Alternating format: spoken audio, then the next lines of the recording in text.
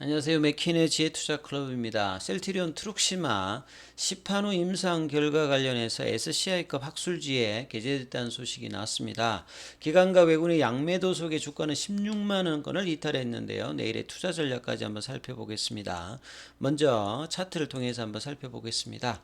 자, 오늘 셀트리온 같은 경우 강한 어떤 이제 거래를 동반하면서 하방으로 원봉이 좀 크게 나왔습니다.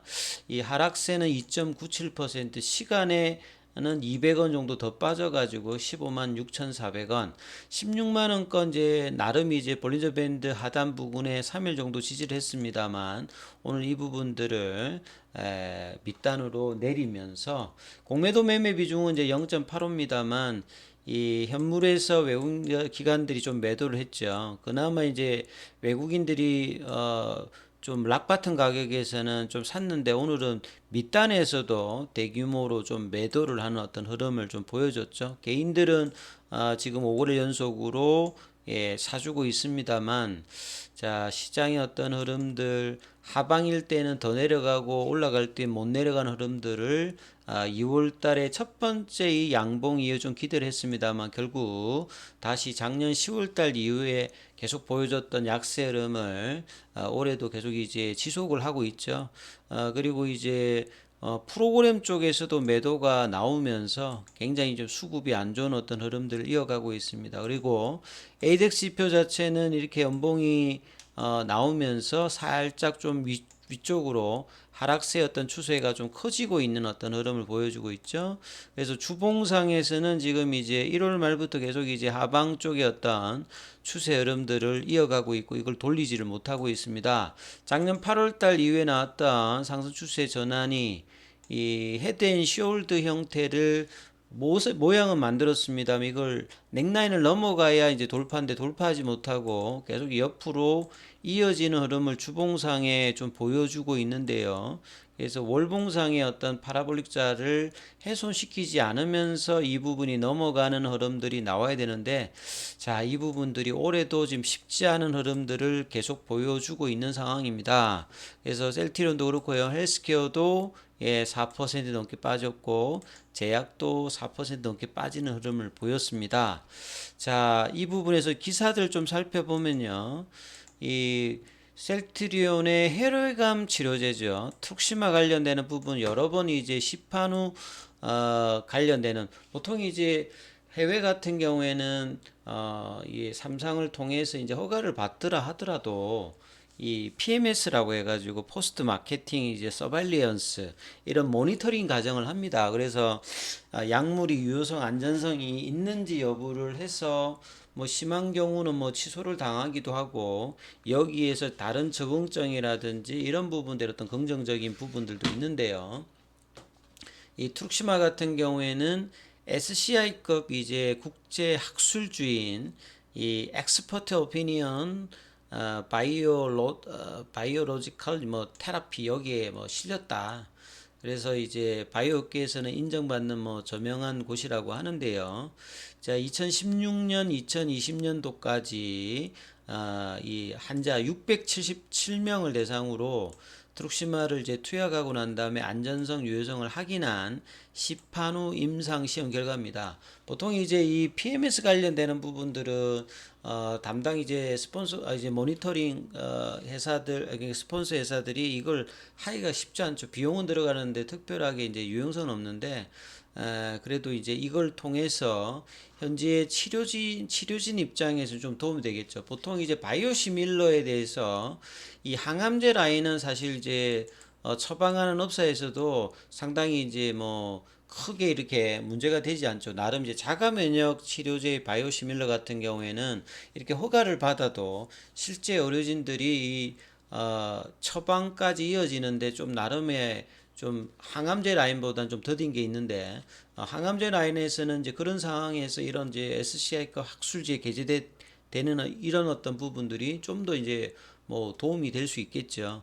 그래서 트룩시마 같은 경우에는 2016년도에 이제 국내 판매 허가를 했고 2017년도에 EMA, FDA, 2018년도에 판매 허가를 받아서 글로벌 시장에 이제 공급 중이어서 유럽이나 미국 쪽에서 어떤 점유율 자체가 상당히 뭐 나쁘지 않은 부분이죠.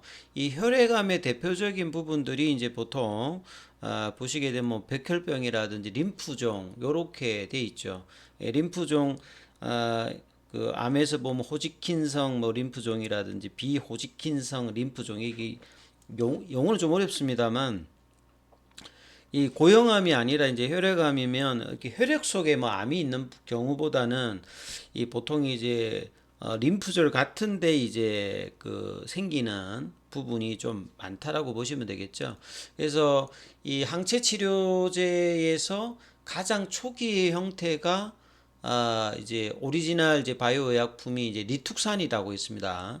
예, 뭐 제넨텍이 이제 했다가 이제 제넨텍이 이제 로시 쪽으로 들어가면서 로시가 이 항암제 라인이 많죠. 뭐 허셉틴도 있고 아바스틴도 있고 이 리툭산도 있는데 미국에서는 이제 리툭산이라고 이제 해서 판매를 하고 있고 이제 유럽에서는 이제 맘테라라고 해가지고 합니다. 여기는 이제 혈액암도 되고 이 류마티스 관절염 치료제도 이제 사용을 하고 있죠. 그래서 이 부분들이 이제 이걸 이제 그 바이오시밀러 한 게 이제 셀트리온 입장에서는 트룩시마죠. 그래서 나름 이제 미국 시장에 좀 선전을 하고 지금도 중요한 어떤 캐시카우족의 일종이기 때문에 이런 어떤 이제 SCI급이 이제 학술지에 게재가 됐다는 말은 이 트룩시마의 어떤 현장 처방 확대에 이제 의미가 있는 어떤 근거이기 때문에 상당히 뭐 의미가 있다 이렇게 볼 수가 있습니다. 아무튼 이제 셀트리온의 어떤 주가 흐름에서 많은 분들이 좀 질문하시고 이제 문의를 하시는 분이 있는데 뭐 이 회사하고 좀 비교를 해보시면 될 것 같아요. 장기적으로 보면 이제 암젠이라는 회사가 있죠. 앞서 말씀드렸듯이 미국에서 이제 1970년도에 유전자 제조합이라고 하는 게 나오면서 유전공학들이 이제 바이오시밀러 이게 바이오 의약품에 확실하게 이제 보급이 되면서 그 뒤에 이제 항체 치료제 같은 경우는 하이브리드 도마 어떤 기술이 나오고 80년도 들어서 이제 이 제넨텍하고 이제 암젠 같은 회사들이 상장을 하면서 이제 바이오의 어떤 대단한 인기를 좀 이제 거두었거든요. 그 제넨텍은 이제 로슈가 완전히 이제 인수하면서 이제 시장에서는 이제 뭐 볼 수가 없습니다만 암제는 이제 그 뒤로도 계속 이제 암제는 이제 대표적인 게 빈혈 치료제인 뭐 에포젠이라든지 항암 보조 치료제인지 뭐 뉴포젠이라 뭐 이런 걸 통해 가지고 계속 이제 있고요. 그 2010년 이후에 이제 주가가 많이 올라가서 지금 뭐 시가총액으로 하나로 따지면 한 150 정도 되는데요. 셀트리온하고 좀 비교를 해보면 이 암젠 같은 경우에는 이 신약 관련되는 부분에서 지금 이제 가지고 있는 게 한 20개 정도가 되고요. 이 바이오 시밀러도 지금 한 5개 정도가 되고 향후에 2030년도까지 해서 총 한 11가지 정도를 갖춘다 하면 셀트리온이 2030년도에 한 11개, 10개 정도 이상의 어떤 바이오 시밀러 라인을 갖추는 거랑 규모가 좀 비슷합니다. 그리고 실제 이제 암젠이 바이오 시밀러에도 글로벌 빅파마 중에서는 상당히 적극적으로 하고 있거든요. 그래서 암젠의 어떤 바이오시밀러의 어떤 매출액 자체가 한 2조 정도 되니까 셀트리온하고 이제 비교 대상이 바이오시밀러만 보면 있는데 여기 이제 신약이 포함되어 있지 않습니까? 그래서 그런 어떤 흐름들이 본격적으로 반응한 게 이제 2010년도 이후거든요. 그래서 이제 신약의 어떤 부분이 기존에 이제 암젠이 이제 바이오텍으로 시작을 해서 이 거뒀던 부분들이 이제 그 뒤에 이제 신약 개발과 바이오시밀러의 어떤 그 부분들이 합쳐지면서 주가가 이제 초기 대비해서는 거의 뭐 한 300배 가까이 좀 뭐 올랐다 이렇게 보여지기 때문에 바이오 어떤 성공 사례에서 이제 암젠의 어떤 모습들이 이런데 셀트리온이 이렇게 가기 위해서는 이 바이오 시밀러뿐만 아니라 반드시 이제 신약에 관련되는 부분들이 들어가야 된다는 게 중요한 것이죠. 그래서 지금 이제 셀트리온 입장에서 이 바이오 시밀러는 사실 지금 이제 과거 같은 경우에는 뭐 배양이라든지 정제 과정에서 생산 설비가 뭐 한 몇천억 정도는 있어야 되는데 지금은 한 천억대 정도만 하면 삼상도 이제 뭐 제외 주면서 중국이라든지 인도 쪽도 이제 가세를 하고 그래서 경쟁 업체들이 지금 일단은 과거보다는 많아졌습니다. 시장도 이제 계속 커지고 있습니다만 초기 어떤 퍼스트 무브라던 이점들이 2010년대 어떤 초반의 어떤 그 분위기에서는 많이 달라져 있는데 또 한 번의 이제 컨턴 점프가 가능한 이제 2023년입니다만 과거보다는 이제 경쟁 업체들이 굉장히 많아졌고 가격의 어떤 이 경쟁도 뭐 휴미라의 바이오시밀러 보면 이 암젠이 이제 1월 말에 이제 암제비타 출시하면서 무려 이제 오리지널 대비해서는 뭐 55% 하락시켜 가지고 시작할 만큼 경쟁 강도가 세다는 거죠. 그래서 이런 어떤 시장을 보게 되면 바이오시밀러만 가지고 이제 주가가 이렇게 점진적으로 상승하는 데는 좀 한계가 있는 어떤 흐름들을 좀 시장이 계속 이제 그 부분을 보는 것 같습니다. 그래서 이 바이오 시밀러 가지고 이제 급등했던 요런 어떤 단계. 근데 결국은 이제 신약 개발로 이 보여줬던 코로나 때 레키로나의 어떤 의미. 근데 뭐 하이자나 모더나 같은 경우에는 백신으로 뭐 2, 30조 정도를 벌었습니다만 셀트리온은 치료제 시장은 좀 다르긴 다릅니다만 한 2천억대, 3천억대 정도 뭐 몇천억도 못 벌고 개발비도 다 이제 뭐 회수를 못하는 상태 같습니다만 결국 이제 이 당시에 보여줬던 게 결국은 뭐냐면 신약 개발인 것 같아요. 예, 그래서 신약 개발에 달려있는 모멘텀과 이 기존의 펀더멘탈이 훼손시키지 않으면서 이제 올라가는 구조가 암전에 보여줬던 어떤 그런 구조이기 때문에 지금 셀트리온이 이제 최근에 신약 관련되는 ADC 관련되는 부분이라든지 이중항체라든지 mRNA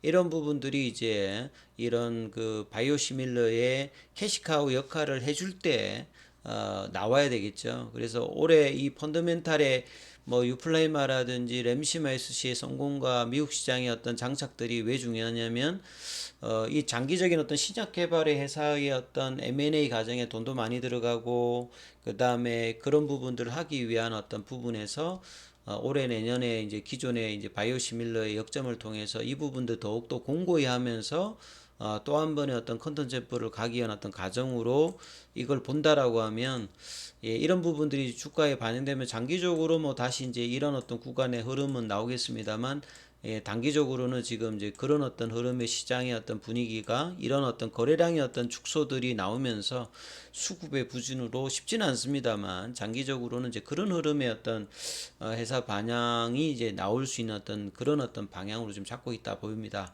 그리고 이게 단기적으로는 이렇게 음봉이 이렇게 장대 흐름에 몸통이 있는 부분이 나왔을 때 이걸 빠르게 단기적으로 회복을 못하게 되면 시간이 계속 이제 플래튼 조정이라든지 기간 조정을 거치기 때문에 제 목요일 금요일은 빨리 이제 이 부분 16만 원권 밑단 이 부분들을 회복을 해야 되겠죠. 그래서 이런 흐름들이 나오는지 여부를 참조하시면서 투자 대응들 삼아 보시기 바라겠습니다. 여기까지 하겠습니다.